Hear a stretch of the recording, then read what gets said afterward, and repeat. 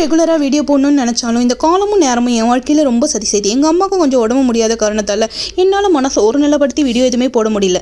எப்பயுமே அவனுக்காக தான் செய்யணுமா, அவளுக்காக செய்யக்கூடாதா? என் புருஷன் வாழ்க்கையில் என்றைக்குமே அவளுக்காக தான். அதாவது எனக்காக. இன்றைக்கி எனக்காக என்ன செய்கிறதுன்னு பார்த்தீங்கன்னா டொமேட்டோ சூப். இதோட ரெசிபியை பார்த்துடலாமா? கொஞ்சமாக பட்டர், ஒரு 4 பல்லு பூண்டு, அரை இன்ச்சு இஞ்சி, 2 சின்ன சின்னதாக சாப் பண்ணி சேர்த்துக்கணும். 1/4 ஸ்பூன் மிளகு, அரை வெங்காயம், ஒரு பே லீஃப் இதெல்லாம் சேர்த்து நல்லா வதங்கினதுக்கப்புறம் ரஃபாக கட் பண்ணி வச்சிருக்க 3 தக்காளியை சேர்த்துக்கணும். கொஞ்சமாக தண்ணி, தேவையான அளவுக்கு உப்பு, இது 2த்தையும் சேர்த்து நல்லா வதக்கினதுக்கப்புறம் சூடு ஆறினதுக்கப்புறம் மிக்ஸி ஜாரில் மாற்றி வச்சுக்கணும். இதுக்கு நடுவில் ஒரு 1/2 ஸ்பூன் போல் கார்ன்ஃப்ளவர் மாவை தண்ணியில் கட்டி இல்லாமல் கரைச்சி எடுத்து வச்சுக்கணும். என் புருஷன் சமைக்கிறாரு அப்படின்ற காரணத்தால் என் பயோ குட்டிக்கு வரை இன்றைக்கி ஆர்வம் தாங்க முடியல. என்னடா இவன் அப்படி சமைக்கிறான் அப்படின்னு நான் பார்த்தே ஆகணும்னு சொல்லிட்டு ஒத்தக்காலில் நின்று இருந்தது. நம்ம சொல்கிறது என்னைக்கு கேட்டிருக்காங்க, என்னடா எல்லாமே நல்லா போதேன்னு சொல்லிட்டு பார்த்தா தண்ணியை எக்ஸ்ட்ரா ஊற்றி இந்த மாதிரி ஆக்கிக்கிட்டாங்க. நீ தான் க்ளீன் பண்ணும் அப்படின்னு சொல்லிட்டு அதிகம் அவங்க தலையிலே கட்டிட்டேன். அதுக்கப்புறம் அரைச்ச விழுத ஃபில்டர் பண்ணி எடுத்துக்கிட்டு கொஞ்சமாக அது கூட தண்ணியை சேர்த்துட்டு பட்டரில் போட்டு நல்லா கொதிக்க வச்சு அது கூட கொஞ்சமாக பிரெட் க்ரோட்டான்ஸ் போட்டு எடுத்துகிட்டு வந்து எனக்கு கொடுத்தாப்புல. சுமாராக இருக்குன்னு பார்த்தா நிஜமாவே சூப்பராக இருந்துச்சு. அசத்துட்டாப்புல.